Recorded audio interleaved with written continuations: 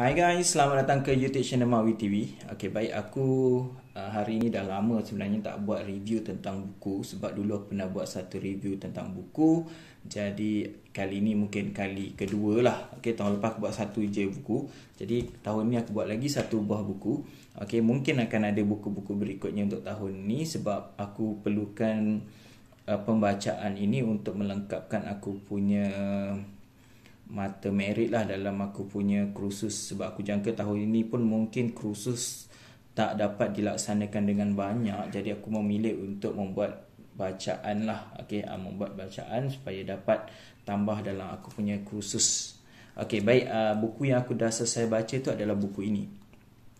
Okay, boleh baca tak? Sebab dia terbalik Okey, buku ni adalah buku berkaitan dengan Presiden kedua Indonesia, iaitu Presiden Soeharto. Tajuk buku ni adalah Soeharto Pikiran, Ucapan dan Tindakan Saya. Okey, ianya adalah sebuah buku autobiografi sebenarnya, tetapi tidak ditulis sendiri oleh Soeharto, sebaliknya ditulis oleh pengarang yang telah mungkin lakukan interview. Okey, jadi dikatakan ianya telah dipaparkan kepada G. Dwi Payana dan juga Ramadan KH. Okey, jadi mereka berdua lah yang telah menulis autobiografi ini untuk pihak Soeharto. Okey, jadi kalau untuk makluman korang, Soeharto ni adalah Presiden kedua Indonesia yang merupakan Presiden yang paling lama memerintah Indonesia, iaitu lebih kurang 32 tahun. Selepas Soeharto digulingkan oleh selepas Soekarno digulingkan oleh Soeharto melalui surat 11 Mac tu. Okey, surat perintah 11 Mac tu. Jadi beliau adalah Presiden untuk Republik Indonesia. Okey, selepas Presiden Soekarno. Okey, Soekarno tak silap aku dia daripada 45 sampai 65. Jadi dia 20 tahun, yang ini 32 tahun. Okey, buku ni sebenarnya diterbitkan pada tahun 89. Jadi Soeharto ni hanya melepaskan jawatannya sebagai presiden pada tahun 1998 tak silap aku, disebabkan krisis ekonomi pada masa tu. Jadi berlaku rusuhan oleh mahasiswa dan kesannya ianya meletakkan jawatan, dan jawatannya kemudian digantikan oleh wakil presiden atau timbalan lah. Kalau kita kat sini panggil timbalan, dekat Indonesia dipanggil wakil, iaitu B.J. Habibie. Itu pun B.J. Habibie tak sampai setahun pun, ataupun tahun berikutnya dia buat pilihan raya, pemilihan presiden, dan dia kalah. Okey, kemudian digantikan oleh Megawati sampai habis tempoh pilihan raya tu. Okey, tempoh lah kan, dalam pilihan raya kalau kita 5 tahun, dia pada tempoh, dan pemilihan tu pun Megawati pun kalah juga. Okey, jadi itu yang berlaku dalam politik Indonesia. Okey, jadi kalau ikutkan, dia ni terkenal sebagai dengan gelaran, kalau di Indonesia dipanggil sebagai Bapa Pembangunan Indonesia. Okey, kalau kita Bapa Pembangunan tu Razak, kalau di Indonesia dia adalah Bapa Pembangunan, okey, Soeharto. Dan ianya juga terkenal di dunia kerana digelar sebagai a smiling general. Okey, nampak tu gambar dia tersenyum, sebab Soeharto ni merupakan seorang merupakan seorang general di Indonesia. Dia merupakan salah seorang daripada pegawai tinggi Angkatan Tentera atau ABRI tak silap aku, Angkatan Bersenjata Republik Indonesia. Dia adalah Angkatan Darat AD.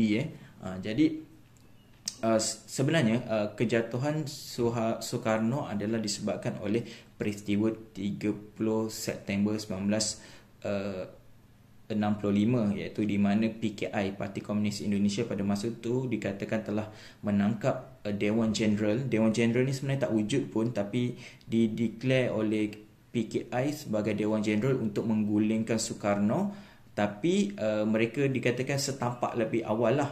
PKI ni, Parti Komunis ni, dikatakan setapak lebih awal menghalang daripada Soekarno tu digulingkan. Okey, tapi disebabkan oleh peristiwa itu, sebenarnya kebanyakan general-general di Indonesia ni yang dikatakan sebahagian daripada Dewan Jeneral tu telah diculik dan kemudian telah dibunuh, dan banyaknya telah diseksa dan dicampakkan dalam perigi, dipanggil lubang buaya, nama tempat tu lah. Jadi Suharto ni antara orang yang terselamat sebenarnya pada malam kejadian 30 September tu, kerana pada malam kejadian tu secara kebetulan anak Suharto ni tertumpah sup panas. Okey, jadi dia anak tu Tommy anak dia ni dibawa ke hospital. Jadi pada masa itu Suharto ni berada di hospital melawat anaknya yang cedera lah. Okey, dan pada hari kejadian sebenarnya terdapat seorang wakil daripada PKI ni sebenarnya datang untuk memantau keadaan dia ni, Suharto ni. Jadi dia nampak mungkin Suharto dalam keadaan yang mungkin tak sesuai lah untuk diculik pada masa tu, sebab berada di hospital dan berada dalam keadaan anaknya berada di hospital. Jadi beliau terselamat. Jadi disebabkan oleh itulah menyebabkan beliau ni antara orang yang sinar terang lah, dia punya bintang dia terselamat daripada penculikan dan pembunuhan, dan kemudiannya menjadi Presiden Indonesia yang kedua. Okey, jadi buku ni sebenarnya banyak menceritakan pengalamannya daripada kecil sebagai anak golongan petani dan tidak membesar-besarkan dirinya sebagai anak golongan bangsawan. Kalau macam Soekarno hidup miskin, tapi dia digambarkan daripada keturunan golongan bangsawan lah. Okey, jadi yang ini tidak mengatakan dia adalah golongan miskin, walaupun ada teori yang mengatakan dia ni sebenarnya golongan bangsawan juga, tapi mereka-reka cerita yang dia ni adalah golongan rakyat bawahan lah. Okey, jadi kemudiannya memasuki tentera, kemudian dari tentera tu dia meningkat dia punya kedudukan sehinggalah peristiwa 30 September disebabkan oleh kesemua angkatan tentera tertinggi, angkatan darat tu telah dibunuh. Jadi selalunya bila ketua angkatan darat tu macam bercuti, digantikan oleh Suharto. Jadi Suharto mengambil tempat untuk menggantikan tempat tu. Dia mencalonkan diri lah, atau menawarkan diri untuk menggantikan tempat Panglima Angkatan Darat yang telah diculik dan kemudian telah dibunuh. Okey, dan dari situlah dia punya kedudukan tu semakin kuat. Okey, sebab dia Angkatan Darat. Okey, walaupun sebenarnya ada contohnya macam Nasution masih lagi terselamat daripada pembunuhan tu. Okey, tapi dia agak cedera dan mungkin tak cukup sehat lah pada masa tu. Jadi Suharto ni pada masa tu masih lagi muda. Jadi dia memimpin lah Angkatan Darat Indonesia. Dari situlah, daripada gerakan PKI yang cuba merampas kuasa, kemudiannya beliau muncul sebagai wira yang cuba mengembalikan keadaan aman dan menghapuskan Parti Komunis di Indonesia, dan naiklah menjadi residen. Bermula dengan surat 11 Mac, di mana Presiden Soekarno telah memberi beliau surat untuk membenarkan atau memberi keizinan untuk beliau untuk melakukan pemerintahan atau melakukan apa yang sepatutnya untuk menyelesaikan konflik yang berlaku di Indonesia pada masa itu. Bukan sahaja berkaitan dengan PKI, rusuhan mahasiswa semua sedang memberontak. Keadaan nampaknya Soekarno masih tak dapat mengawal keadaan tu. Jadi Suharto kebetulan adalah seorang jeneral tentera, jadi dia menggunakan kuasa tentera lah untuk melaksanakan perintah-perintah tu. Daripada surat 11 Mac itulah kemudiannya kuasa tu sedikit-sedikit diambil, dan kemudiannya Soekarno telah ditahan, menjadi tahanan rumah, ataupun dia ditahan di rumah lah, bukannya ditahan di penjara, kerana dikatakan sebagai sebahagian daripada gerakan 30 September yang dipimpin oleh Parti Komunis Indonesia tersebut. Jadi daripada situ beliau naik dan last sekali menjadi Presiden Indonesia yang pertama. Dan dia menang setiap 5. Bermula daripada pentadbiran Suharto lah, barulah pemilihan presiden itu dilakukan, ataupun demokrasi yang mungkin sebenar dilaksanakan, sebab Soekarno menjalankan sistem pemerintahan tanpa pemilihan, tanpa pilihan raya. Sebab itu dinamakan dipanggil demokrasi terpimpin.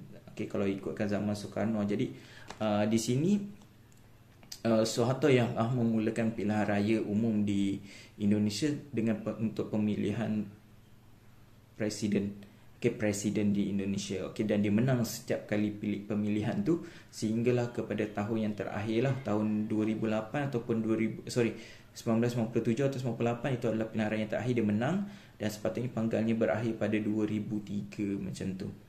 Okey, tapi 2008 krisis ekonomi menyebabkan uh, dia telah diminta oleh rakyat untuk meletakkan jawatannya, dan akhirnya diakurlah dengan tuntutan oleh rakyat, terutamanya mahasiswa yang mengadakan demonstrasi jalanan, rusuhan dan sebagainya. Itu menyebabkan dia terpaksa juga meletak jawatan akhirnya.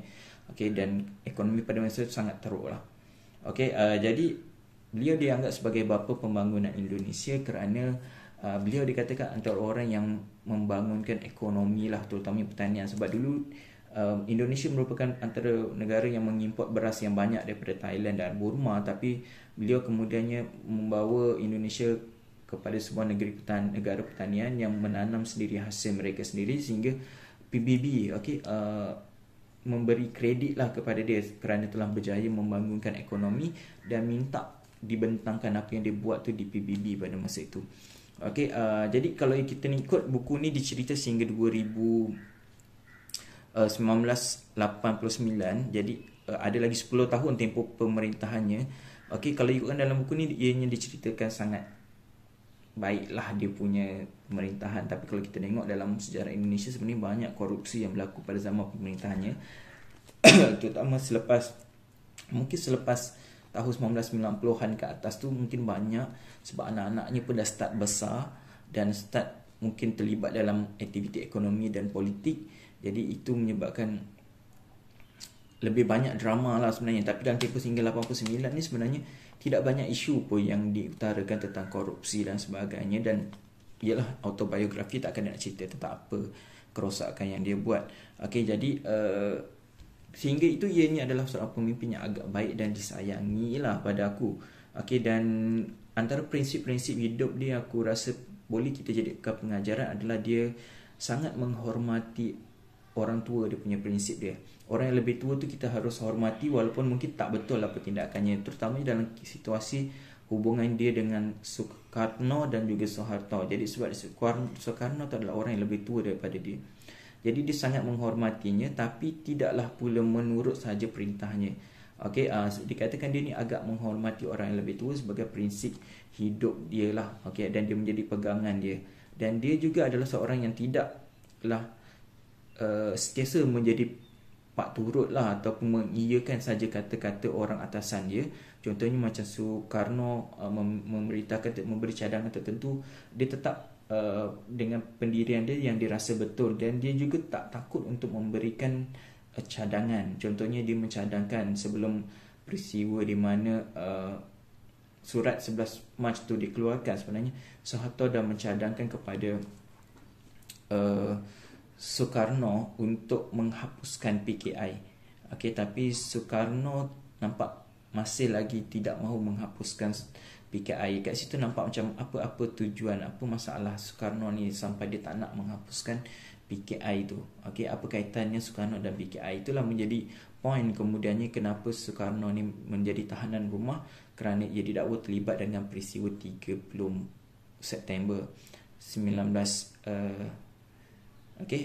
peristiwa 13 September 30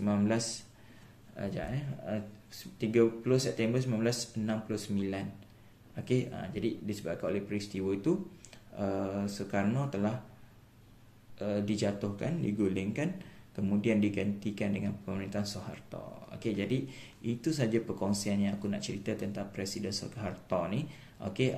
Jadi pada aku buku ni secara peribadi sebuah buku yang tidak sedap dibaca, kerana ceritanya sedikit mendata, dan bagi orang yang tak minat dengan ketenteraan ni, dia akan rasa sedikit boring lah cerita tentang ketenteraan dalam organisasi dan senjata-senjata strategi peperangan yang moden ni, macam sedikit hambar lah pada aku. Dan jalan ceritanya pun tak dramatik, dan kehidupannya sangatlah biasa. Kalau berbanding dengan Soekarno, kehidupannya agak berwarna-warni, ada rencah. Tak mungkin dia ditokok tambah supaya menjadi rencah, tapi yang ni sangat hambar, kehidupannya sangat membosankan. Dan boleh aku kata dia ni seakan-akan tidak dilahirkan pun untuk jadi pemimpin. Kerana perjalanan hidupnya tu macam semuanya adalah kebetulan. Maksud aku, dia tidak dilahirkan untuk dijadikan pemimpin. Sebaliknya, ianya hanya kerana dia punya lak tuah je yang menyebabkan dia menjadi pemimpin. Dan sehingga hari ini keluarganya adalah antara mereka yang berpengaruh di Indonesia dan dikenali sebagai keluarga cendana. Okey, keluarga cendana ini merujuk pada kediaman Soeharto ni, sebab semasa pemerintahan dia tidak duduk di istana presiden, sebaliknya dia duduk di kediaman rasmi peribadi milik dia sebagai kediaman walaupun dah 30 tahun. Okey, jadi ianya adalah sebuah cerita yang sedikit membosankan. Okey, berkaitan dengan keluarga cendana itu sebenarnya merujuk kepada kediaman dia terletak di Jalan Cendana. Jadi ahli keluarganya dianggap sebagai keluarga cendana lah. Okey, dan hari ini keluarganya agak antara mereka yang berpengaruh dan antara yang kaya lah di Indonesia. Okey, itu saja yang aku nak ceritakan tentang buku Soeharto ni. Okey, jadi kalau kepada korang yang nak ni, buku ni sebenarnya korang boleh beli secara online di Shopee. Okey, boleh dapatkannya pada penjual-penjual di Shopee di Indonesia lah, dibawa dari Indonesia. Dari tempatan susah nak dapat lah. Ia menggunakan bahasa Indonesia buku ni, tapi bahasa Indonesia yang masih boleh dipahami lah. Okey, jadi untuk makluman korang, aku sekarang sedang membaca sebuah lagi buku, iaitu buku ini, Soekarno. Nanti aku akan buat review. Aku sudah baca hampir separuh.